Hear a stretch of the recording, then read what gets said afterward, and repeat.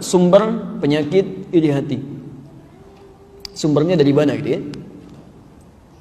Ya, pelan-pelan. Quran surah kedua Al-Baqarah ayat 30 sampai dengan 36. Posisi paling kiri sebelah atas. Wa idz qala rabbuka lil malaikati inni ja'ilun fil ardi khalifah. Ada ayatnya?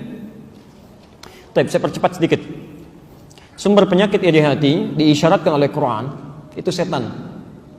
Cuma satu, setan. Oke. Jadi kalau ada orang-orang terkena penyakit iri hati, artinya sedang dikuasai oleh setan. Saya ulang ya. Sumber penyakit iri hati itu disebutkan, diisyaratkan oleh Quran itu berasal dari setan. Lalu baru dilekatkan pada nafsu manusia. Dari mana diketahui setan dan siapa dia? Ya, kita sudah bahas sebagiannya.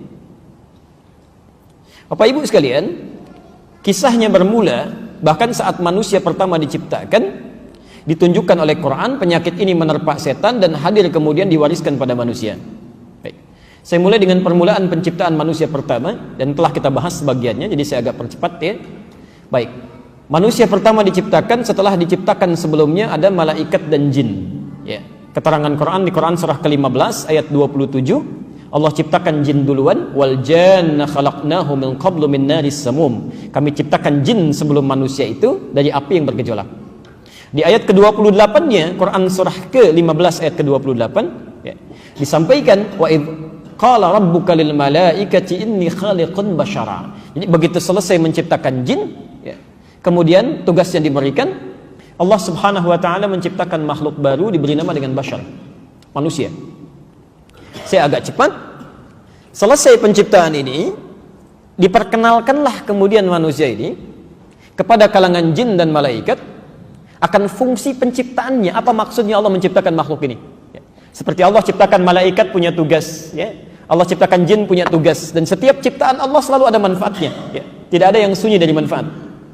Maka di Quran surah kedua Al-Baqarah ayat ke-30 dijelaskan kemudian, wa idz qala rabbuka lil malaikati inni ja'ilun fil ardi khalifah. Ketika Allah berfirman pada malaikat dan jin yang hadir pada saat itu, ya, saat perkenalan manusia pertama ini, disampaikan saya akan menjadikan makhluk ini sebagai khalifah di bumi. Jelas di sini? Pelan-pelan. Singkatnya kemudian Allah tampilkan kepada dua makhluk ini, malaikat dan jin, kelebihan manusia ini. Ya. Bagaimana dengan pengetahuannya, bekal-bekal menjadi khalifahnya ketika dipresentasikan di ayat 31, gitu kan? Kemudian ditawarkan pada malaikat dan jin, ditanyakan, kalian bisa nggak seperti itu? Ya. Ternyata tidak punya kemampuan, ya. Sampai malaikat mengatakan, qalu subhanaka la ilma lana illa ma 'allamtana innaka antal alimul hakim. Ya Allah, cuma engkau, gitu kan, yang bisa memberikan pengetahuan dengan segala hikmahmu, kami tidak mampu. Ayat 33 yang diperintahkan Adam kemudian untuk menampilkan pengetahuan-pengetahuannya secara lebih luas. Saya persingkat di ayat 34. Nah, ini mulai. Ketika telah nampak kemuliaan Adam ini, pelan-pelan, padahal diciptakan dari materi yang tidak sebanding, tidak kalah hebat dengan malaikat dan jin. Ya. Malaikat diciptakan dari bahan materi yang sangat bagus, luar biasa, cahaya. Sedangkan jin tadi dari api kan ya. Makhluk ketiga diciptakan dari bahan materi yang lebih rendah dari yang pertama dan kedua tadi, ya, dari saripati tanah. Ya. Allah ingin menampakkan tidak setiap ciptaan Allah yang dianggap rendah itu bisa kecil. Barangkali nilainya tinggi gitu ya. Nah, maka ketika seluruhnya menyadari bahwa Adam punya ilmu yang tinggi, dimintalah hormat kepada makhluk ini. Ya. Hormat ini, maaf ya, bukan tujuan untuk mengagungkan Adam, bukan. Tapi menunjukkan ketaatan kepada Allah Subhanahu wa taala. Ya. Di fungsi sujud kepada Adam ketika dimintakan, itu bukan untuk mengangkat Adam, bukan. Tapi menunjukkan ketaatan malaikat dan jin kepada Allah ketika diperintahkan. Nah, disinilah muncul persoalan. Wa idz qulna lil malaikati isjudu li Adam fasajadu illa iblis. Ketika kami perintahkan pada seluruh malaikat dan jin untuk sujud kepada Adam sebagai penghormatan, fasajadu, semuanya sujud kecuali iblis. Pertanyaannya, siapa iblis ini? Saya sudah pernah terangkan dulu ya.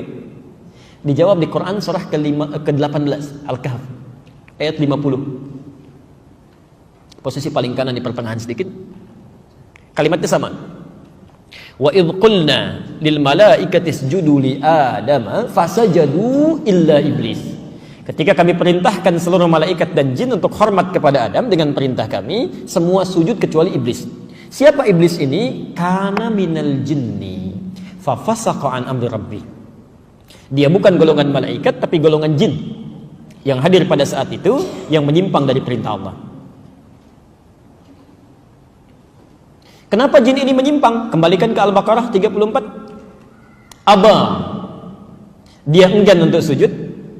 Wastakbar, ya, dia sombong, tidak mau hormat kepada Adam atas perintah Allah. Tapi sombongnya ini kenapa gitu kan? Kenapa sombongnya? Kita harus cari, ya. Apakah sombongnya karena hal tertentu atau ada sedang penyakit melekat pada dirinya? Maka dijawablah kemudian sifat sombong ini dengan satu penyakit yang luar biasa. Quran surah ke-7 ayat ke-12. Posisi paling kiri sebelah atas di mushaf standar. Lihat kalimatnya.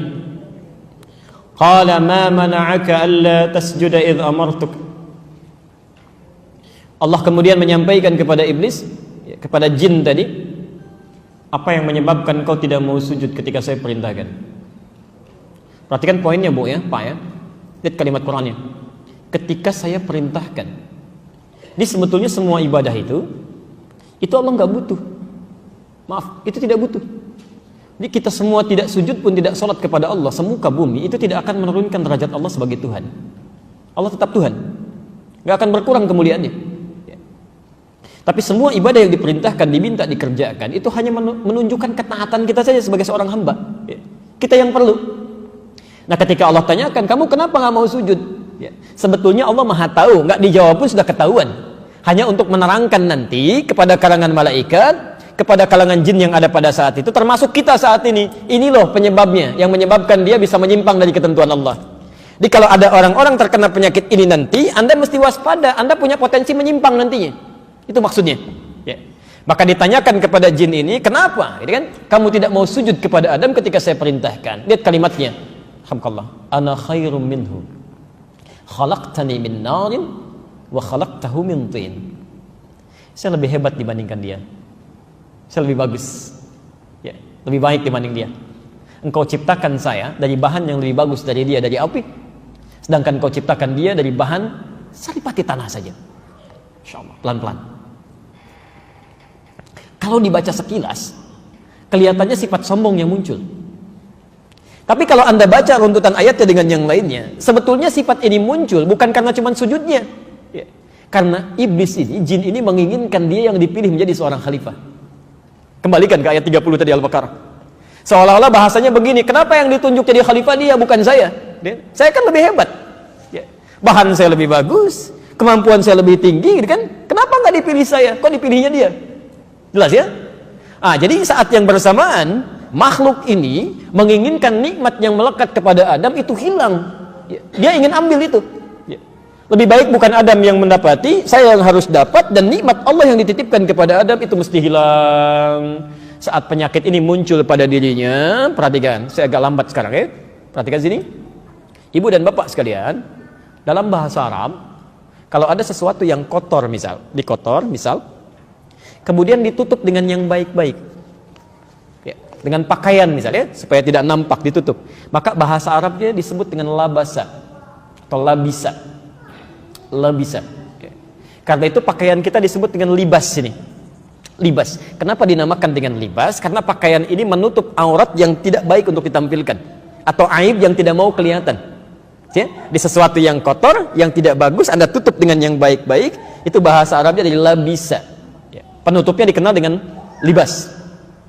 Quran surah ke-7 Al-A'raf dari ayat 27 atau bahkan dari 26 sampai 31. Walibasut taqwa dzalika khair. Ya, silakan catat, lain waktu Anda lihat lagi. Tapi kalau ada yang baik-baik, misal ini bagus ya, bersih. Ini bersih. Kemudian ditutup dengan yang kotor. Masya Allah, sesuatu yang bersih ditutup dengan kain yang kotor ya. Maka kalimatnya ditukar. Ini agak unik dalam bahasa Arab. Dari labisa begini, lam, ba, sin. Yang baik menutup yang kotor. Tapi kalau ada yang kotor ditutup oleh yang baik ditutup oleh yang kotor-kotor, maka huruf ba-nya ini pindah ke depan. Jadi balasa, ba-nya pindah ke depan, ba, lam, sin. Itu tandanya yang kotor sedang menutup yang baik. Nah, kalau kainnya sudah menutupi, misal kotorannya menutupi yang baik-baik, maka yang terkena tutupan itu dirubah namanya menjadi iblis. Dari sini muncul kata iblis. Maksud nama iblis itu adalah sosok yang sedang tertutup oleh sifat-sifat yang buruk, asalnya baik. Asalnya baik, ya. Jadi Anda jangan kira kalau jin ini, ya, maaf, asalnya pembangkang, bukan, asalnya baik, Pak. Bu. Ya. Dari mana indikasi baiknya? Quran surah ke-18 ayat 50 tadi menjelaskan, kana minal jinni adalah dia termasuk jin yang sangat taat, fafasaqa, maka dia mulai menyimpang. Tidak pernah disebutkan kata fasik di dalam Quran, termasuk di hadis, kecuali lawan dari kalimat taat. Fasik lawannya taat. Jadi ketika Quran menyebutkan fafasaqo, kemudian dia mulai fasik, dia menyimpang, artinya awalnya taat. Taat. Ya. Saya mau tanya begini, mohon maaf ya. Kalau di akhirat itu, satu harinya berapa lama ukuran dunianya? 1000 tahun. Tahu dari mana? Oke, kita ambil Quran surah 32 saja, ayat kelima saja ya. Fi yaumin kana miqdaruhu alfa sanatin mimma ta'uddun. Masya Allah, satu harinya itu setidaknya ada 1000 tahun. Satu harinya 1000 tahun. Satu detiknya kurang lebih itu sama dengan 48 hari. Masya Allah. Jadi kalau Anda mendapatkan kenikmatan di akhirat sedetik saja, itu nikmatnya sama dengan 48 hari.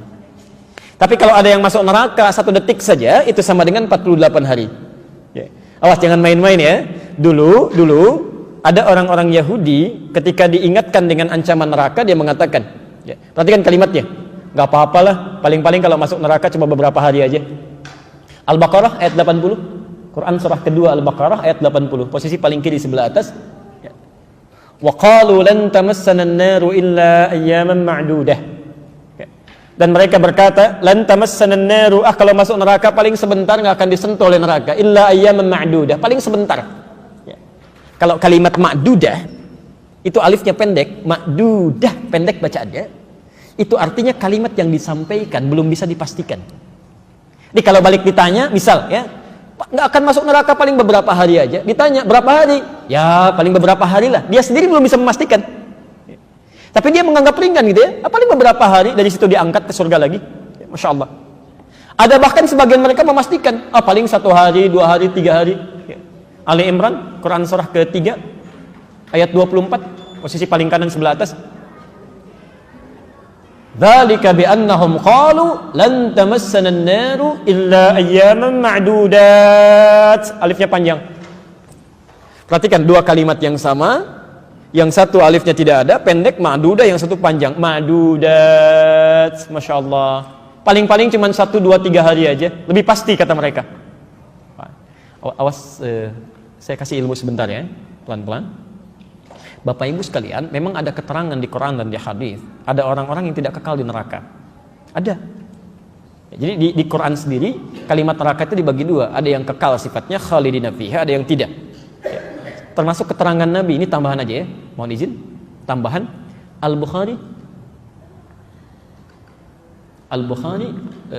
hadis riwayat Al-Bukhari, Sahih Al-Bukhari, bab 15, bab ke-15, hadis nomor 22. Ya. Kalau Anda punya kitab aslinya, itu ada 4 jilid yang pakai tahqiq, halaman 31, bab ke-15, kemudian hadis nomor 22, posisi sebelah kiri di pertengahan dari Abu Sa'id Al-Khudri. Dari Abu Sa'id Al-Khudri. Judul babnya Tafadhulu Ahlil Iman fil A'mal. Ya. Tafadhulu Ahlil Iman fil A'mal. Bab tentang berlomba-lomba mendapatkan kemuliaan ya, bagi ahli iman dalam beramal saleh. Di hadis itu kalimat Nabi yang pertama disampaikan adalah yadkhulu ahlul jannatil jannata. Ahli surga pasti akan masuk ke surga. Wa yadkhulu ahlun narin nara, dan ahli neraka pasti akan masuk ke neraka. Thumma yaqulullahu ta'ala, kemudian Allah berfirman kepada sebagian yang masuk neraka. Ya. Pelan-pelan. Akhriju katanya. Ya. Akhriju, keluarkan mereka dari neraka. Akhriju minan nar. Keluarkan, sudah selesai saatnya. Ya. Sudah tiba, selesai. Keluarkan mereka dari neraka. Akhriju minan nari qad iswaddu, ketika diangkat dari neraka sudah pada gosong. Sudah pada gosong. Ya. Dari keterangan ini orang-orang Yahudi mengatakan, mengambil sebuah kalimat, gak apa-apalah. Paling-paling kalau dosa sedikit masuk neraka, nanti juga masuk surga lagi.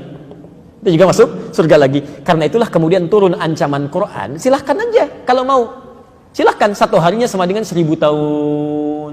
Ya, Masya Allah. Jadi satu detiknya sama dengan 48 hari. Siksa paling ringan di neraka itu ada di Quran surah keempat An-Nisa ayat 56, posisi paling kanan, agak ke atas sedikit. Innal ladzina kafaru bi ayatina sawfa nuslihim nara. Kalau ada orang ingkar terhadap kami akan celupkan nanti ke neraka kalau dia tidak mau taubat. Ya. Maaf Bapak Ibu sekalian, nusli itu kalau dalam bahasa Arab itu seperti bikin teh celup. Pernah bikin teh celup? Kan dimasukin, diangkat lagi, masukin, diangkat lagi. Nanti di akhirat nanti ada orang disiksa di neraka, paling ringannya itu kayak teh celup, dimasukin, diangkat lagi. Ada tugas malaikat yang tugasnya cuma celupin, angkat. Kullama madijat juluduhum, ketika dimasukkan, dicelupkan itu hancur semuanya, kulit-kulitnya semua habis itu. Ya. Baddalnahum juludan ghairaha, diangkat sembuh lagi. Ya. Kan kalau dalam dunia kesehatan itu indra paling peka perasa kan kulit. Ya. Makanya disebutkan kulit. Begitu dihancurkan, ya, diangkat lagi, sembuh lagi, hancurkan, sembuh lagi. Itu satu detiknya begini sama dengan 48 hari. Jadi kalau ada orang mau coba-coba silahkan aja, kalau mau dirasakan gampang itu. Ya. Nah kalau kita kembalikan ke kajian tazkiyatun nafas, dan saya agak lambatkan ritmenya sedikit, jin tadi, kalau satu hari aja taat kepada Allah, itu berarti ukurannya sudah 1000 tahun ibadah kita. Kalau sejak dia diciptakan misal, baru 7 hari aja, itu artinya sudah 7000 tahun dalam ukuran kita. Anda bisa bayangkan, makhluk yang sudah ribuan tahun dalam hitungan kita ibadah kepada Allah karena terkena penyakit ini, saking bahayanya, ya, dirubah namanya oleh Allah menjadi iblis, terkuasai oleh kotoran, ya, kena sombong, kena iri hati, bisa terusir dari surganya, terusir dari rahmat Allah, dilaknat oleh Allah, dijanjikan neraka yang luar biasa tanpa pernah keluar dari dalamnya. Di Anda bayangkan, kalau jin yang sangat taat saja terkena penyakit iri hati bisa demikian luar biasa dahsyat azabnya, maka bagaimana dengan manusia yang tidak sekuku amalannya? Jelas ya? Karena itulah hati-hati. Hal pertama yang dilakukan, awas hati-hati, hal pertama yang dilakukan oleh makhluk ini ketika nanti diturunkan oleh Allah ke bumi bersama Adam, bersama Hawa, itu bagaimana caranya kemudian membawa penyakit ini dilekatkan kepada anak cucu Adam, supaya mereka setidaknya mendapatkan bagian yang sama dari murka Allah yang telah diberikan kepada makhluk ini. Jelas ya? Jadi pada asalnya setiap manusia yang terlahir membawa sifat-sifat kebaikan. Kata Nabi, kullu mauludin yuladu alal fitrah. Ya.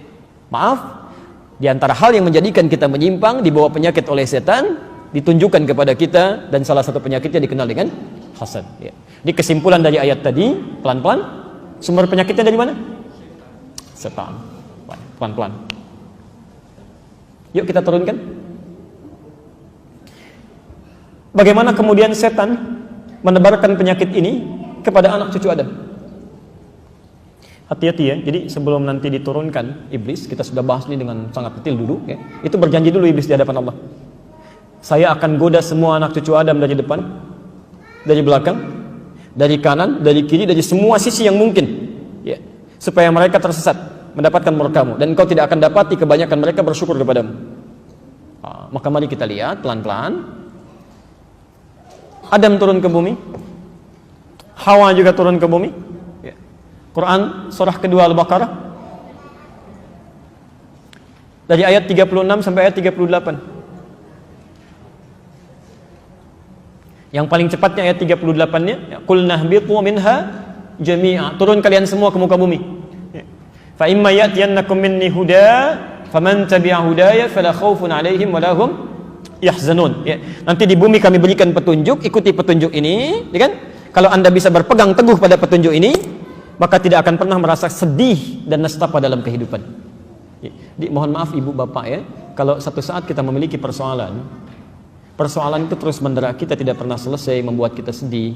Jangan-jangan yang bukan menyelesaikan persoalannya bukan karena kemampuan kita kurang harta benda atau kedudukan, tidak. Barangkali maaf kita nggak pernah baca petunjuknya. Ya. Ini kata Allah, kami turunkan hudan, petunjuk, baca itu supaya hidupnya mudah. Ya.